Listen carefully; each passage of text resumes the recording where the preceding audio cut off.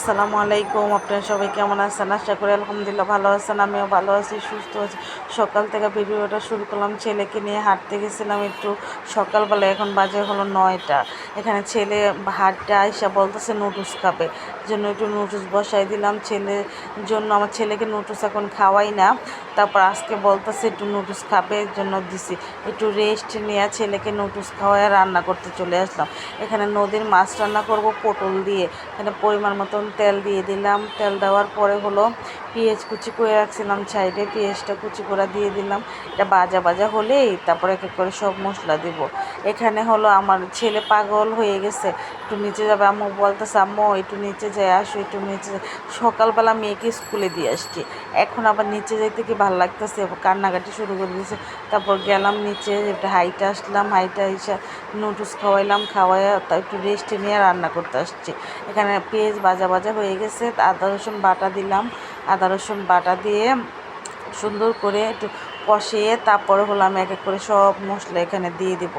লবণ দিব পরিমাণ মতন, তারপরে হলুদের গুঁড়া দিব, মরিচের গুঁড়া দিব, ধনিয়া গুঁড়া দিব।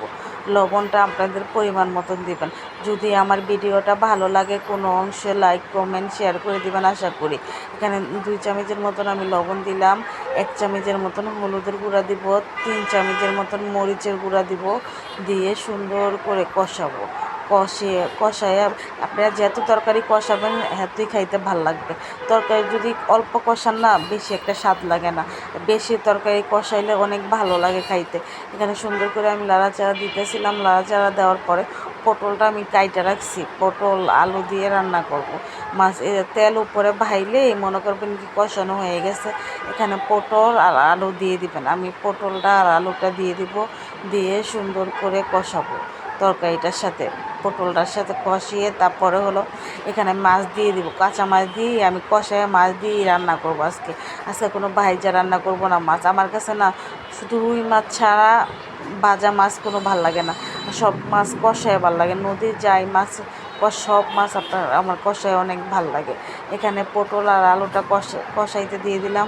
কষানো হইলে পরিমাণ মতো আমি পানি দিয়ে দিব, না পরিমাণ মতো পানি না, সরি, মাছ দিয়ে দিব। মাছটি দিয়ে সুন্দর করে, এখানে অনেক পদের মাছ আছে, বাটা মাছ আছে, বাইলা মাছ আছে, পোয়া মাছ আছে, সব পদের মাছ মিলাই জিলাই আনছিল। তো এটা 5-6 মিনিট কষাবো। কষানোর পরে হলো আমি পানিটা অ্যাড করে দিব। পানিটা অ্যাড করে তারপরে হলো এই ঢাইকা দিব 5-6 মিনিটের মতন। ঢাইকা দিয়ে তারপরে আলুটা সিদ্ধ হলেই আমি ধইনা পাতাটা দিয়েই নামাই ফেলবো তরকারিটা।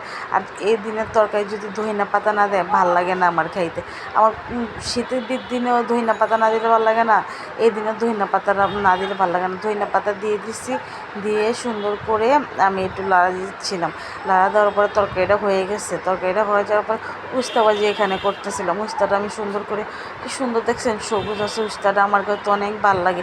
চিংড়ি মাছ দিয়ে উস্তা ভাজি। আজকে আমার অ্যালার্জি, তো আমাদের সবার ঘরের অ্যালার্জি, তো এই জন্য চিংড়ি মাছ দিয়ে নিয়ে শুধুই ভাজি করছি। এখানে হলো চালতা দিয়ে ডাল রান্না করছি। একটার ভিতরে হলো চালতা দিয়ে ডাল বসাই দিছি। আপনারা কারা কারা চালতা চিনেন কমেন্টে বলবেন। খাওয়া দাওয়া শেষ করে গোসল করে নামাজ পড়ে তারপর একটু ছাদে গেছিলাম। এখানে ঘুড়ি উড়াচ্ছিল, এত সুন্দর লাগতাছিল আকাশটা, আল্লাহর নেয়ামত, না দেখলে বোঝা যাবে না। এখানে অনেক সুন্দর লাগতাছিল আকাশটা। আকাশটা দেখতে আমার এত ভালো লাগতাছিল, আপনাদের সাথে একটু শেয়ার করতেছিলাম। আমি ছাদে বেশি একটা যাই না, আর গেলে আসতেই মন চায় না ছাদের থেকে। আমাদের ছাদের থেকে সংসদ ভবন দেখা যায়, জিয়া উদ্যান দেখা যায়। আমাদের বাসার কাছে এই সংসদ ভবন, জিয়া উদ্যান অনেক ভালো লাগে।